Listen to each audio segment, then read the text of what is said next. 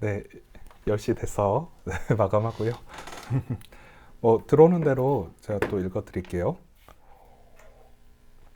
제가 상태가 어제보다 어제보다 많이 좋아졌죠. 네, 훨씬 낫습니다. 다 좋아졌고 목만 지금 좀 부어 있어요. 그러니까 목소리는 나오는데 목이 좀 부어서 조심하고 있네요.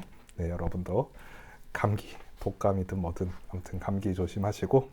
자, 오늘 지금까지 글 보내주신 분은 김영신 작가님, 최유미 작가님 이렇게 보내주셨고요. 이제 제 거 글까지 해서 세 가지 글을 읽어보도록 하겠습니다. 자, 오늘 What Three Words 세 단어. What Three Words는 제가 만든 건 아니고요.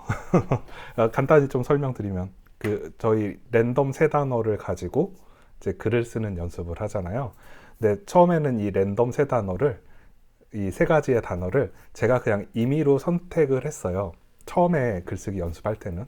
근데 저도 이제 랜덤으로 뽑는 것도 한계가 있잖아요.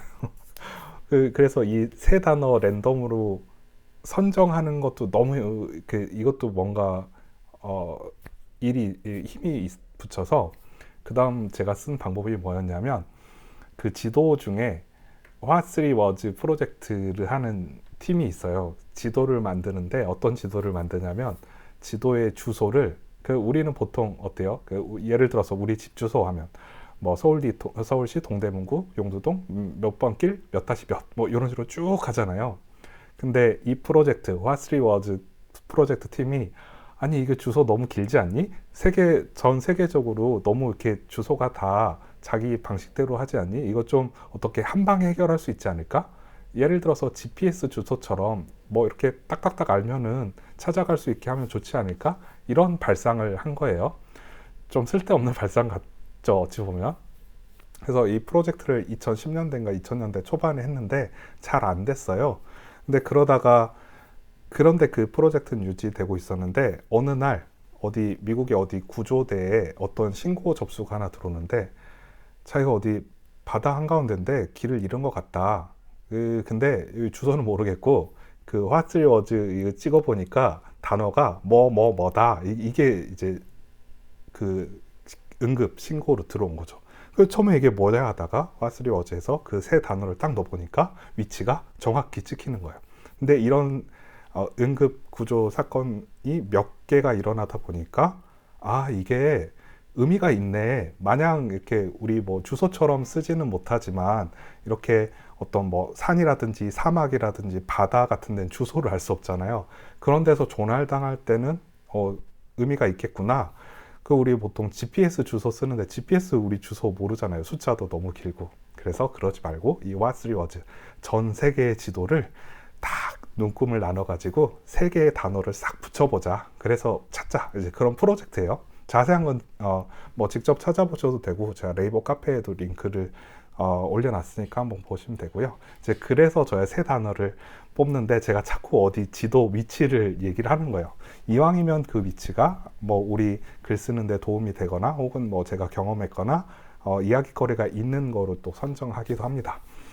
제가 오늘은 하와이를 선택했어요. 한번 가보고 싶기도 하고 하와이 문화가 독특하다고도 하고 네, 그래서 한번 찍어봤고요. 네, 잠시만요. 요거 하나가 들어와서 제가 밑에 넣어드릴게요. 네. 그래서 그 하와이 지역을 찍어봤더니 단어 3개가 어떻게 나왔냐면 똑똑, 어울리는, 관상용 이렇게 3개가 나왔습니다. 여러분은 글 쓰시기에 어떠셨나요? 저는 바로 썼어요. 이 단어 듣고 이렇게 쓰면 되겠구나 했는데 여러분은 어떻게 쓰셨는지 한번 보도록 하겠습니다. 먼저 보내주신 순서대로 김영신 작가님 글 먼저 읽겠습니다.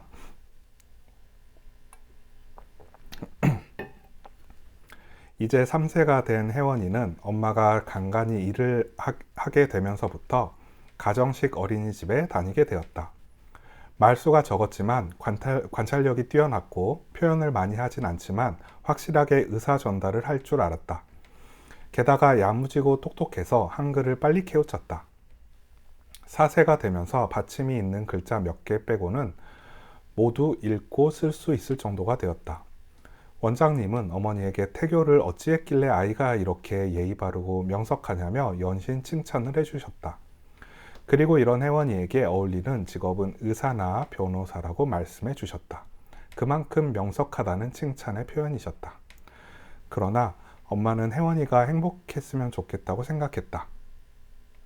만약 아이가 의사나 변호사가 될 정도로 똑똑하면서 그 길을 원한다면 반대할 생각은 없지만 굳이 그런 어려운 길을 가야만 할까 고민도 되었다. 아이가 많이 웃길 바랬다. 그러던 어느 날 멀리 사는 시댁에 갔다. 시어머니는 실실한 불교 신자였다. 때마침 부처님 오신 날이라고 함께 절로 향했다. 혜원이는 드라이브 겸 나들이를 가는 길에 길이 예뻐 연신 방긋방긋 웃었다. 곧이어 조그만 절에 도착했다. 어머니는 대웅전에 먼저 절을 하고 정성껏 시주를 하면서 여기저기 다니셨다. 입구부터 관상용으로 만든 예쁜 작품들이 많은 곳이었다. 혜원이는 엄마와 할머니 절하는 모습을 보면서 자신도 방석 위에 철푸덕 엎드렸다 일어났다를 반복했다. 이윽고 주지스님을 만났다. 주지스님을 유쾌하신 분이셨다. 혜원이를 귀여워하시며 용돈을 쥐어주셨다. 그 녀석 관상을 보니 큰 인물이 되겠구먼. 껄껄. 뭐가 될지는 말씀 안 해주셨지만 그저 호탕하게 웃으시는 스님을 보면서 엄마는 다행이라고 느꼈다. 우리 혜원이가 많이 웃을 수 있는 삶을 살길 마음속 깊이 기도했다. 네, 좋은 글 감사합니다. 보통 이런 아이 진로 고민 많이 하시죠? 부모가 되면 저도 그런데 이런 것도 좋은 것 같아요. 아이의 직업 이렇게 김영신 작가님 써주신 것처럼 그냥 웃을 수 있는 일을 했으면 좋겠습니다. 이거 되게 좋은 것 같아요. 자, 중학교 때인가 고등학교 때 어떤 이제 진로 얘기를 하면서 수업 시간에 진로 얘기하다가 그 제 짝꿍이 그 당시 반에서 공부를 되게 잘하던 애였거든요. 그래서 누가 봐도 얘는 나중에 의대를 가겠구나. 그 이과로 해서 그런 생각을 하고 있었는데 이게 걔랑 이제 학교하면서 얘기하다가 얘가 저한테 그래요. 나는 의대는 너무 싫어. 나는 천문학과를 갈 거야. 이러는 거예요. 그래서 왜? 그랬더니 자기는 환자 아픈 것만 보면은 되게 그러니까 상한 것만 보는 거잖아요. 어찌 보면은 그러니까 아픈 것만 평생 봐야 되잖아요. 자기는 이런 일 싫대요. 그냥 자기는 하늘 보면서 살고 싶대요. 나중에 정말 그쪽 과를 간 걸로 제가 알고 있거든요. 저는 그때 그게 신선했어요. 그러니까 어렸을 때. 근데 그런 느낌? 네. 너무 잘 키워주시고 있는 그런 느낌이 들어서 좀 마음이 훈훈해집니다. 진로 얘기가 조금 나와서 그런데 제가 요즘 이 말고도 진로 관련돼서 조금 상담 같은 걸 하고 있는데 우리 애가 뭐 하고 싶다 그러면 그쪽을 밀어주시는 게 좋은데 그런 경우는 많지 않고 의외로 어떤 경우가 많냐면 우리 애가 뭘 하고 싶어 하는 것도 없고 좋아하는 것도 없고 잘하는 것도 없어요. 이런 거 많이 그런 얘기를 많이 하시더라고요. 만약에 여러분 자녀가 이제 곧 대학을 가야 되고 어쨌든 진로를 결정해야 되는 순간이 오면은 제가 요즘 추천드리는 학과가 있어요. 이게 살다 보니까 이것처럼 유용한 학과가 없는 거예요. 진짜 얘가 공부를 좀 하는데 아주 막 의대 법대 갈 정도는 아니지만 얘가 공부를 그래도 좀 해. 근데 얘가 딱히 좋아하는 것도 없고 잘하는 것도 없고 얘가 뭐 의지도 없고 뭐 가고 싶은 것도 없어 해. 그러면 간호학과 보내세요. 남녀 불문하고 간호학과 보내세요. 간호사 되라는 게 아니야. 간호사 되라는 게 아니야. 간호학과를 나와서 일반 뭐 회사에 취업해도 되고 상관없어요. 어쨌든 학사가 나오니까. 근데 이것만큼 유용한 게 없어요. 뭐 구체적인 거는 제가 뭐 개별적으로 질문 주시면 말씀드릴게요. 제가 요즘 이쪽 진로를 보고 있는데 야 이것처럼 이게 진짜 유용하다 지금 이렇게 느끼고 있어요. 팁으로 잠깐 드릴게요.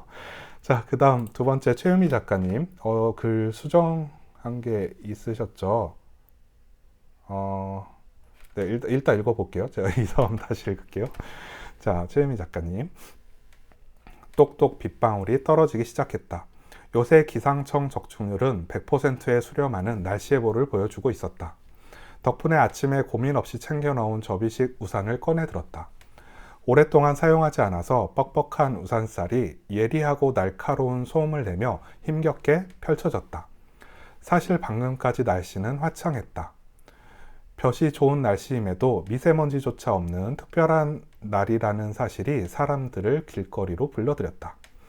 유난히 많이 보이는 알록달록하고 나풀거리는 원피스가 사람들의 마음을 대변하고 있었다. 비가 내리기 전까지 날씨와 완벽하게 어울리는 차림이었다. 하늘에 먹구름이 깔리기 시작했다. 가볍게 떨어지던 빗방울이 굵어지기 시작하자 우산을 들지 않은 사람들이 분주하게 움직이며 반쯤은 달려가고 있었다. 우산 하나에 이리도 여유로운 자세가 될 수 있다는 사실에 피식 웃음이 나왔다. 나는 지금 관상용 모드로 저들을 바라보고 있다. 일기예보에 의해 오후 내내 비가 올 거라 했다. 새어나오는 웃음을 참아가며 돌아 느리게 집에 걸어가야겠다. 지금 누군가가 내 얼굴을 본다면 세상 여유롭고 행복한 관상일 것이다. 네, 이렇게 써주셨습니다. 제가 수정된 걸로 바꿔서 읽었어요. 이게 맞죠? 네, 자, 여기 수정할게요, 제가.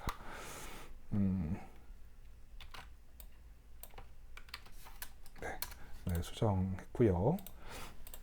네, 글 잘 써주셨고요. 최유미 작가님의 그 특유의 뭐랄까 글의 위트라 그럴까? 그런 게 있어요. 제가 어디서 이런 걸 느끼냐면 사실 방금까지 날씨는 화창했다. 볕이 좋은 날씨임에도 미세먼지조차 없는 특별한 날이라는 사실이 사람들을 거리로 불러들였다. 이런 표현 최유미 작가님이 잘 쓰시는 글의 위트라 그럴까? 이게 되게 읽으면서 어떤 느낌일까? 그러니까 상큼하다 그럴까? 이런 게 있어요. 또 그 다음에 유난히 많이 보이는 알록달록하고 나풀거리는 원피스가 사람들의 마음을 대변하고 있었다. 이런 표현이 쉬운 표현이 아니에요. 근데 되게 2개, 3개의 문장이 복합적으로 딱 드러내는 문장인데 이런 게 되게 글의 맛을 확 살리는 감미료, 조미료 같은 역할을 하는 글이에요. 네, 좋게 재밌게 잘 읽었습니다. 글 보내주셔서 감사하고요. 자, 이제 마지막 제 글을 읽도록 하겠습니다. 더 보내주신 분 없으시죠? 이게 제가 컴퓨터용 카카오톡이 조금 늦게 들어오더라고요. 그래서 제가 스마트폰으로 10시 마감해서 촬영 다 끝났는데 10분 뒤에 들어와서 보니까 10시 이렇게 도착한 글이라서 제가 계속 지금 모니터링을 하고 있는데 일단 제 거 읽을게요. 삐걱거리는 문을 열고 낡은 호텔에 들어섰다. 강남 한가운데에 있다는 것이 놀라울 정도로 낡은 건물이다. 이런 곳에서 만나고 싶어하는 의뢰인도 이해가 되지는 않았다. 호텔은 마치 철거를 준비한 곳인 양 황량했고 아무도 보이지 않았다. 프론트 뒤편 카페 같은 곳에서 인기척이 느껴졌다. 마치 흉가 체험을 하는 기분으로 호텔 로비를 가로질러 카페에 들어섰다. 놀랍게도 카페 내부는 사람들로 가득했다. 방금 전에 봤던 낡은 호텔 모습과는 다르게 카페는 화려하면서도 모던한 느낌으로 치장하고 있었다.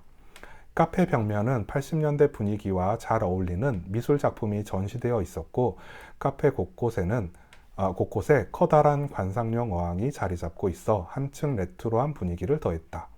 묘하고 재미있는 곳이었다. 웨이터의 안내를 받아 자리에 앉아 의뢰인을 기다리고 있었다. 창밖을 바라보는데 1980년대 과거에서 2020년대 미래를 바라보는 듯한 느낌이 들었다. 정신을 놓고 창밖을 구경하고 있는데 똑똑 누군가 조심스레 내 테이블을 두드렸다.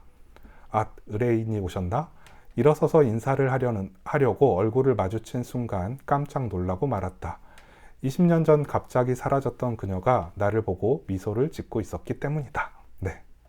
소설 같은, 에세이 같은, 실화 같은 네, 그런 분위기로 좀 써봤습니다. 저는 똑똑 어울리는 관상용 처음에 이 3단어를 듣고 마지막 이 장면이 생각이 났어요. 그래서 이렇게 한번 써봤습니다. 그 오늘 글까지 보내주신 글까지 해서 2월 글을 딱 모아가지고 라이팅 메이트 포커스 볼륨 네 번째 책을 오늘 제가 바로 작업을 할 거예요. 그래서 출간할 거고요. 이제 3월부터 개학이죠. 이제 개학이면 아이들도 이제 학교나 뭐 유치원 어린이집 보내고 조금 이제 여유가 생기신 분들도 계실 텐데 뭐 참여해 주시면 좋을 것 같고요. 또 안타깝게도 새 학기가 되면 저도 이제 일을 나가야 되기 때문에 지금 이제 화수목금 어찌 보면은 제가 거의 매일 요 라이팅 메이트 관련된 거를 계속 보고 이러는데 아마 조금 제가 스케줄 조정을 해야 될 것 같아요. 그래서 일단 의견 있으시면 더 단톡방에 주셔도 돼요. 일단 3월 되면은 제가 수요일 목요일도 하고 싶어요. 예를 들면 지금 랜덤 세 단어 이렇게 하는 거는 제가 수요일 오전 10시에 공지를 드리고 목요일 오전 10시까지 마감을 하는 거고, 그 다음에 자연스럽게 글쓰기는 똑같이 수요일 목요일인데 저녁으로 할게요. 저녁 한 7시 8시쯤 해가지고 아마 8시로 할까요? 저녁 8시쯤 공지를 드려서 다음날 목요일 저녁 8시에 마감하는 걸로. 그러면은 조금 다양하지 않을까, 좀 이런 생각도 들고, 저도 이제 출장을 좀 많이 나가게 되니까 아무래도 신학기 되면은, 그래서 이렇게 수요일 목요일로 좀 합쳐서 운영을 한번 해보도록 하겠습니다. 그리고 또 직접 글은 안 쓰시지만 이렇게 다른 분들이 쓰신, 다른 작가님들이 쓰신 글 이렇게 보시고 제가 이렇게 코멘트 하는 거 들으시는 것도 효과가 있습니다. 내 글 아닌데 이게 뭐야, 이건 남의 글은 봐서 뭐해, 이게 아니라 다른 작가님의 글을 보고 이런 코멘트가 달리는구나, 이런 느낌을 주는구나, 이거를 듣는 것도 효과가 매우 좋습니다. 안목이 높아진다 그러죠. 보는 시야가 트여요. 다른 분들의 글을 이렇게 보면. 그래서 굳이 참여 안 하시더라도 제가 코멘트 영상이라든지 그 단톡방에 글 이렇게 보시면 여러분 글 쓰기 능력 향상에 도움이 됩니다. 물론 직접 참여하시면 더 큰 도움이 되고, 그냥 이렇게 보시더라도 어느 정도 도움이 되니까 눈팅 하시는 것도 좋습니다. 나는 글 쓸 시간 없는데 나가지 마시고 그냥 보셔도 돼요. 시간 나실 때 몰아보셔도 되고요.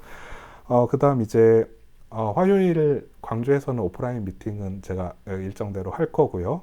그 다음에 미니 강의 지금 잠깐 쉬고 있는데 미니 강의도 3월부터는 다시 올려드릴게요. 이거 동화편으로 해서 짧게 올릴게요. 제가 동화편 풀로 했더니 조금 이제 루즈한 거 감이 있어서 짧게 3분도 안 되는 걸로 해가지고 한번 올려보도록 하겠습니다. 네, 오늘 여기까지 하고요. 들어주셔서 감사합니다.